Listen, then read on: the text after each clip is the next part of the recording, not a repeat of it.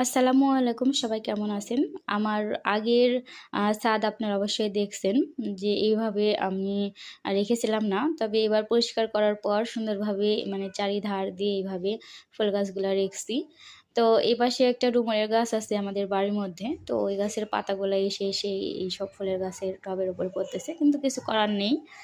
রাখতেই হবে, কারণ সব ধারে এরকম করে ২ সারি করে ফুলের টব রাখা হয়েছে। আর এই পাশে আছে ২ টা আমের গাছ আমাদের। আর এখানে একটা নারিকেলের গাছ আছে। তবে মাশাআল্লাহ যা নারিকেল হয় আমাদের সুন্দরভাবে খাওয়া হয়। পিঠা বলেন, এই বলেন, সে বলেন, সুন্দরভাবে খাওয়া হয়। আর এইভাবে সুন্দরভাবে চারিদিকেই ২ লাইন করে রাখছি। এর আগে যখন দেখাইছিলাম তখন আপনারা হয়তোবা দেখছেন যে ছাদটা অনেক অপরিষ্কার ছিল। আর মানে এলোমেলোভাবে ফুলের টবগুলা ছিল। তো আমি, আম্মু আর ভাবি ৩ জন মিলে সুন্দরভাবে এরকম করে মানে গুছিয়ে রাখছি, সাজিয়ে রাখছি। তো এখন কেমন লাগতেছে জানাবেন।